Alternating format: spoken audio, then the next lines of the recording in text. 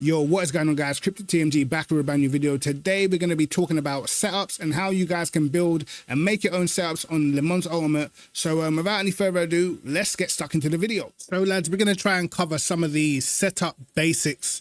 I'm going to try and simplify it as much as possible because it can get a little bit confusing if you do too much. But I'm going to try and keep it as basic as possible, trying to explain things so everyone can understand it. So first of all, what's pretty important, of course, is your TC settings. Now, what you run in fixed is not necessarily going to be the same as what you would run in open setup, because a lot of the issues that you might use your TC to solve in fixed, you can do that via the setup. So most of the time, your TC settings end up being a little bit higher in open. That's what I've noticed, at least, because you don't have to sort of, you don't have to sort of change certain things to try and accommodate, trying to get more rotation and lowering the TC and stuff like that for those things. So I would say in the BMW, let's go with 535 right now. We're going to leave this open. Again, fuel ratio tends to be quite important. I've noticed on some tracks they sort of over fuel ratio the car. So you're going to have to check that out and make sure your fuel ratio is perfectly in line with your virtual energy. Normally you have to go down a few clicks, but I'm not too sure what it is for Silverstone. So yeah, first things first, right? This is the first page. First thing you want to do is literally just put your camber to minimum. Get that out of there. With the rear camber, you can go, at least in the BMW, you can go from minimum maybe to 1. Most of the time, I personally have all my camber settings just put straight to minimum. Stops the tire heat and basically protects your tires, better tire wear. It's just a no-brainer when it comes to an endurance game. But brake bias and stuff we'll come to after. ABS balanced. A lot of people use 6. A lot of the faster guys use 6. I'm more comfortable with putting it on 9, but I do have it set up on my wheel to where I can actually go down on my ABS for certain corners. So I normally have it on 9. More likely means you're going to be using a lot more rearward brake bias to get the car to rotate into the corners. With just the base in the BMW, I'm going to start off at 45.0.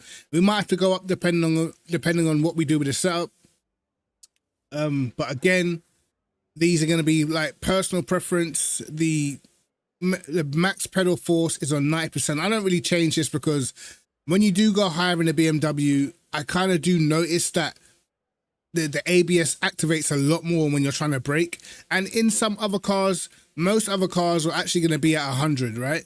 So normally in the other cars, sometimes I go down a little bit. I don't always have it on 100%. Even with the other cars that on default it says 100%, a lot of the time I go down because I just don't want to activate too much of the ABS. And I see a lot of people run sort of like 93% on most cars because they're just trying to stop the activation of the ABS in the braking zone. So, well, this right here, the suspension, is probably the most important page in the whole setup. It's the one that affects the way the car handles more than any other, even more than the rear wing. I would say the suspension, you could really completely and utterly change the way how your car handles just from this page alone.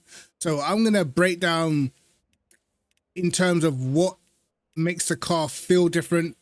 So let's go to this extreme first. We're gonna go first with the spring rates, put the front to maximum and the rear to minimum. And I can tell you from just these two things here, this is going to induce more understeer.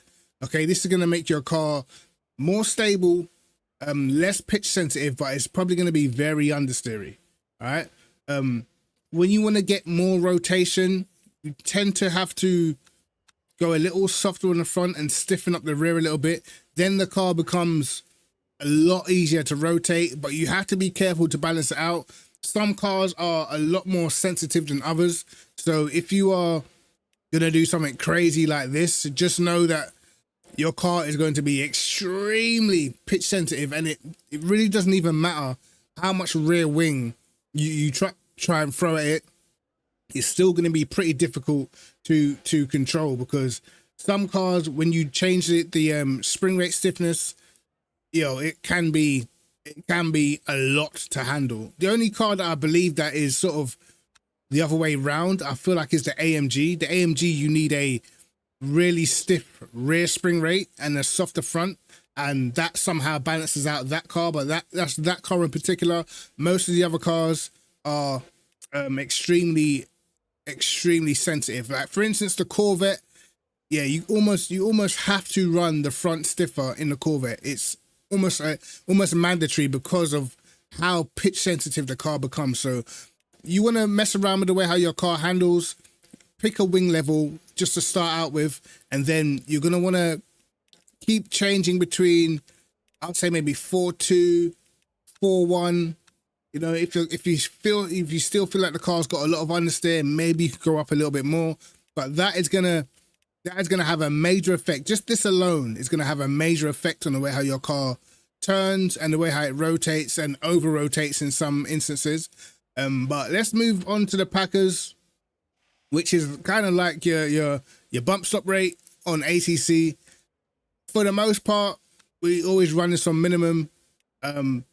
And again, if the higher this is, the more understeer you're going to get. And this, to me, the Packers feels more effective in sort of giving the car more understeer than even when you go up on the ride height. The Packers can really make your car very understeery. So you might have seen me in a lot of other streams when I go through the fixed setup and I look at what some of the parameters are in the fixed setup, and I can tell straight away why a car will be slow. I think I did it for the Ford at Bahrain Outer Loop, where I filmed the Packers were on something crazy like 2.7 or something like that, and then the front ride height was pretty high as well. And like, yeah, it's literally just, you can't do anything with that. The car's just not going to turn. So yeah, for the most part, I normally run this at minimum. Again, you want the front of the car as low to the ground as possible, because that's going to give you the turning. That's going to make your car more reactive and generally just handles a lot better. Again, I'm pretty sure you guys know with the ride height, very, very similar. Higher the ride height, of course, you're going to be better over curbs and stuff, but it's going to start inducing understeer. But depending on, you know, what your aero balance is, depending on how twitchy or oversteery your car is, sometimes 1 or 2 clicks isn't too bad. It can help balance out the car, particularly when you hit the brakes. You don't want the front of the car to just dive straight to the ground, and then that's when you get a lot of instability. So it's something that you guys have to test out. I'm going through this on the BMW, but you know, in different cars, different features, it could help balance out different cars. So that's to be seen. Again, rear Packers, same sort of thing. If you go up on the rear Packers, your car's going to be pretty oversteery at the rear. Okay, and it just like how what would happen if you know, put the rake up, the back end of the car is going to be in the air like this. So as soon as you turn the car, it's going to have that instability and be unbalanced. I don't think I've ever really ran with rear Packers on. I've always had it at minimum. So there's that. The ride height, again, very important. Not only does a high ride height affect, you know, your car around the circuit, but also it does create drag as well. So you have to think about what is the perfect balance between how much drag you want down the straight, because you can have low wing, and if your rear ride height is still too high, you're still creating drag and you're still losing straight line speed. So there's much more ways to affect straight line speed than just, you know, how much wing you're running. So all these things have to be balanced out. I have not, for me, after the latest patch, I kind of feel like the game at the moment is kind of favoring high downforce setups, whereas before I felt like you could really get away with running super low downforce and just be quick. You know, you could just make the car pretty flat, you know, use the suspension, use the spring rates, use more aggressive spring rates to help you rotate the car with low wing, and then you just run the ride height really low and you were able to get away with it. But now I feel like there's been a shift. I don't feel like that is as effective anymore. So it's definitely interesting, man. I'm having quite a lot of fun building setups at the moment. But yes, ride height, rear ride height, of course, that's just your rake, and it's going to help you, particularly fast corners, entry into slow corners. You don't want to go too high because you get instability. But as if you want to use some of these things in conjunction, let's say you have a high rear ride height, then you'll probably want to go down on the spring rate at the rear and stiffen up the front. That way, you know, you kind of balancing things out. Or if you want to go the other way, if you want a super flat ride height like this, then you might want to go super stiff on your spring rate at the rear. And again, that the spring rate's going to give the car the rotation, while the ride height is like planted to the floor. That's the sort of the balance you have to sort of work with. You have to sort of find out what works for you, what you like. Moving on to dampers now. I'm not going to get too stuck into dampers because the reality is, as much as I want to tell you, do this and do that, every single car is different. Every single circuit's different. And the only way truly you're going to know what your dampers are doing is if you are using Motec. And I ain't getting stuck into that because it's not my workbook and I can't give you what's been given to me because it's not mine to give. All right. So when it comes to dampers, for the most part, what I've seen is a lot of the default dampers, when I look through Motec, they're actually not too far off. You know, they're not perfect, but it's not far off of what the dampers should look like. But it's when you can get your dampers different, it will make a difference when you get your dampers perfect. I will say that. You know, it will make the car definitely in the right window, and that's what you kind of need at the top. And I'm sure that's what all the guys at the top are doing. But moving on to chassis and aero, again, for me at the moment, high downforce seems to be the way. I'm sort of within 2 clicks from maximum wing most of the time on my setups now, whereas before I was pretty much running either minimum or slightly above minimum rear wing. And that was just to get the straight line speed and stuff like that. And it was working, man. It was definitely working before. I do feel like there's been a shift recently though. You know, I've been finding more time with the high downforce setups. I've been faster with high downforce. Even though the lap times are very, very close, I just feel like it was just easier to achieve with high downforce. And I feel like most people that play the game, particularly if you're not like super esports or super sweat, then I feel like you're probably going to enjoy the higher downforce setups more, in my opinion. But if we're talking about the chassis and aero, 9 times out of 10, I just take the front toe off. I put this down to, I'm normally 1 click away from 0 on the rear toe. Anti-roll bar is interesting. A lot of the time we go pretty soft, depending on the car. Sometimes you might want to stiffen it up. You know, depending if you really want the car to rotate, particularly in slow corners. You have to get the balance right though. But this is what I sort of use these to affect how my car behaves in the slow corners. I do like the car to rotate a little bit on the entry so I can get the nose in, and it just makes it easier for me to get on the power and rotate the car through the slow corners. But sometimes if you have your rear anti-roll bar too high, the back end's just sketchy when you're trying to get on the power. So again, it's something that you have to balance. But wing is up in the air.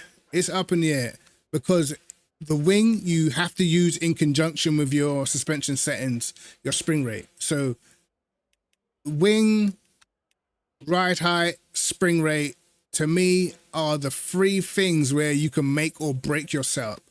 You know, you have to use them in conjunction. If you go max wing, for instance, you go high on the wing, then you know you can afford to be more aggressive with spring rate and stuff like that. All right. If you go super low on the wing, then you're going to want a lower rear ride height, and you're probably going to want a lower rear spring rate because you're going to need to balance that out.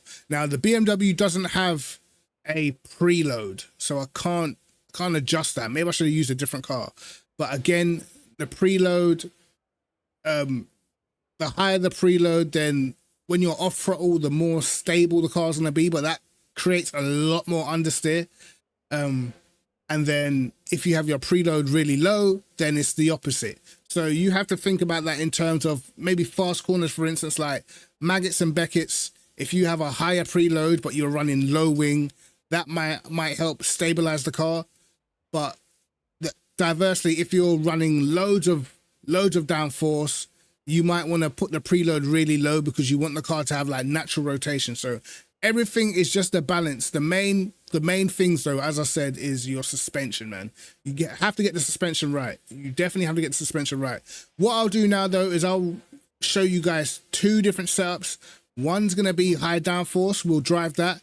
And the other one's going to be low downforce, we'll drive that. And then I'll share both of the setups with you so you guys can see the changes and, you know, what changes you'll make to kind of get the car in the same lap time window, but they definitely feel totally different to drive. Time 1:36.32.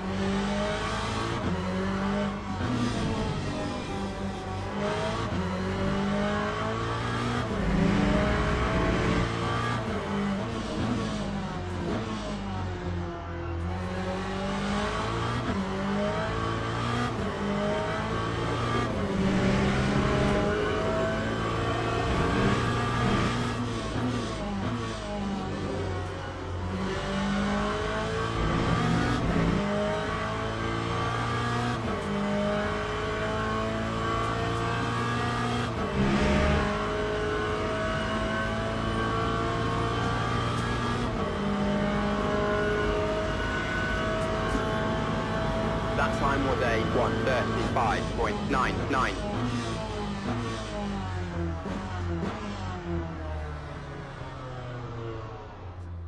So that was the low downforce lap. Now you can see the sector times, 25.6 in the first, 48.9 in the middle, which I probably messed up. I feel like my best was a 48.6. So a couple attempts down. I believe our overall potential time was a 35.7, but sector 3, 21.4, which is pretty insane. I feel like that's even faster than the fastest time on the leaderboards at the moment. So that is the benefit of having super low downforce. Again, maybe a little bit more understeer to drive, but in the places where you want to overtake, you've got some serious speed. But let's go through the setup quickly so you guys can see.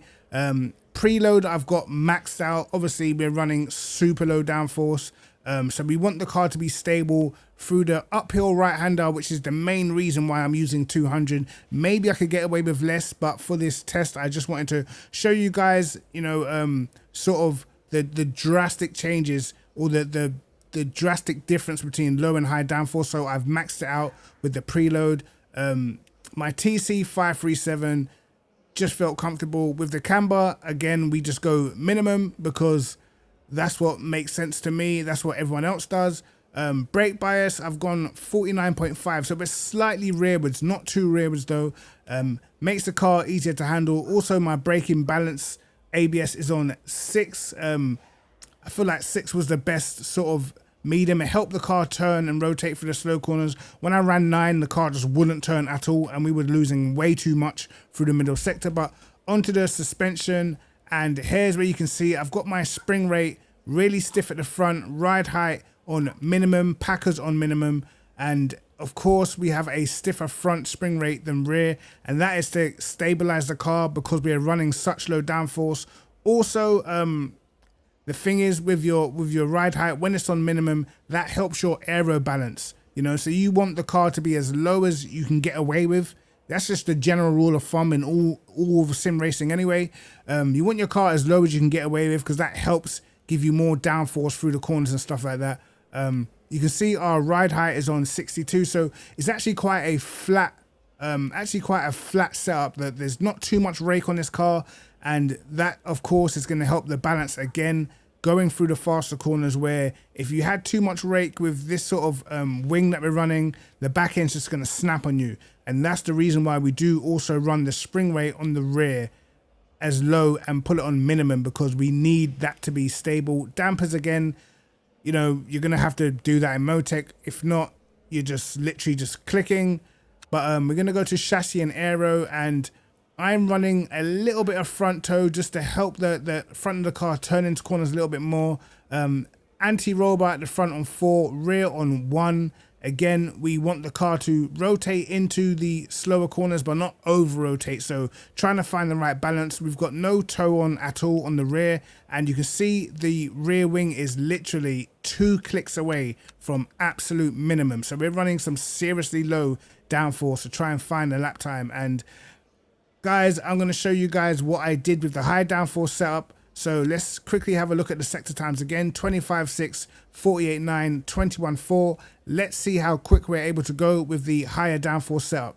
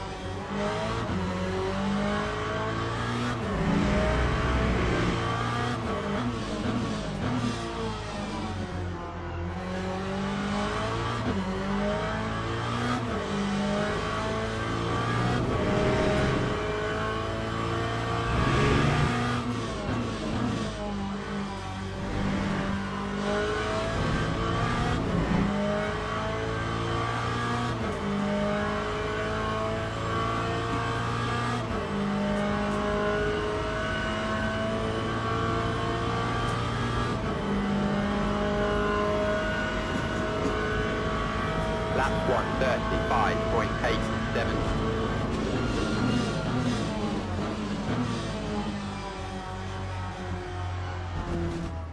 So that was the higher downforce setup, and you can see at the sector times, the first sector is pretty close. I did a 25.5 just about, and that is under a tenth faster than what I did with the low downforce. I reckon I could have got the low downforce to do a very similar time, but in the middle you can see a big difference. Definitely a lot faster through the middle. Probably could have went even more quicker through the middle as well if I was to, you know, keep on doing laps and stuff like that. The last sector, I did make a small mistake in the last corner. I back end got a little bit scribbly going in, so I reckon I could have probably did a 21.8 or maximum 21.7 in the last, but compared to a very low 21.4, there is quite a disparity between the two setups in the last sector.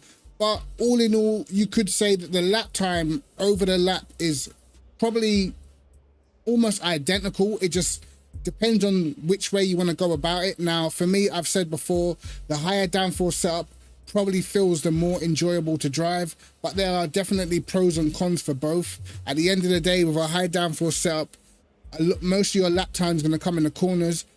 That's great when you are by yourself, but when you are in a pack and you're racing against other cars and you're trying to get some overtaking done, you're going to struggle a lot more while using higher downforce. Lower downforce, it tends to be a little bit tough behind people through the corners.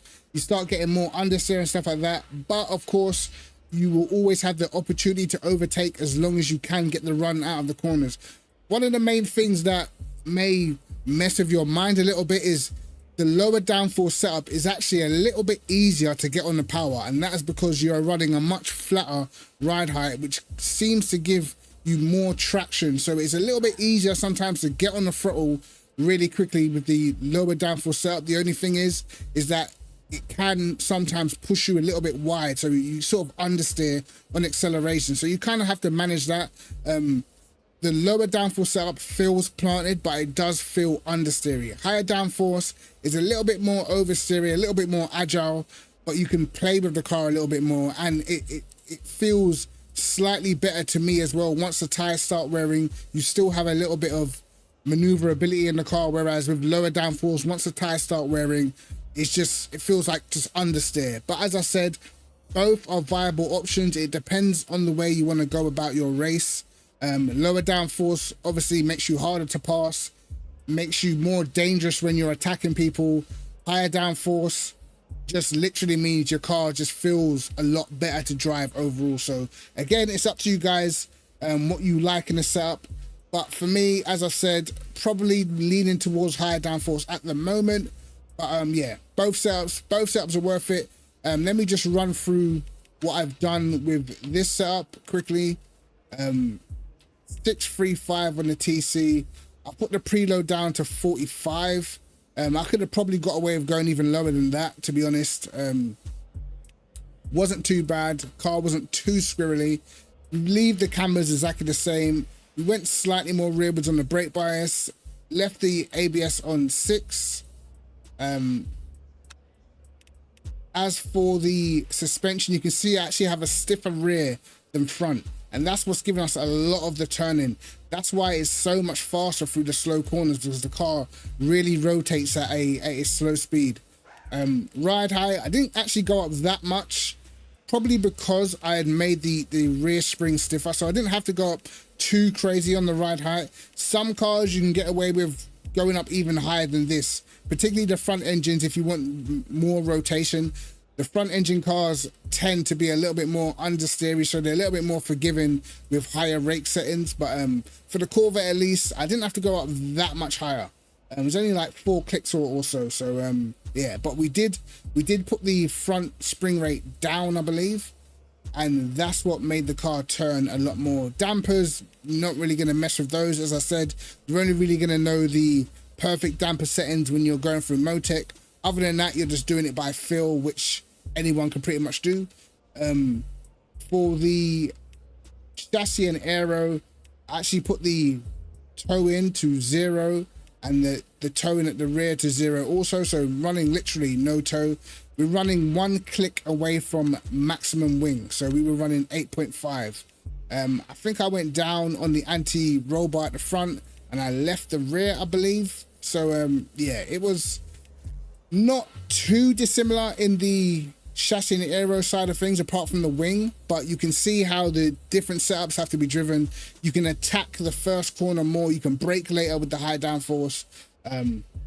Obviously the car turns more, but then, you know, the thing is about high downforce setup, you kind of have to make sure you're being perfect every lap, because what you gain in the corners, that's where all your lap time is. And obviously it's a lot easier to get free lap time when you're just driving down the straight. So you don't have to be perfect, you know, just to drive down the straight, but to gain lap time in corners, you have to be perfect. So that's my 2 pence on the setup. I hope this did help you guys out. I tried to make it as basic as possible, so everyone understands that it's a few clicks here or there are gonna drastically change the way your car feels. But anyway, guys, KrypticTMG, like and subscribe, hit the notification bell to catch my videos first, and peace.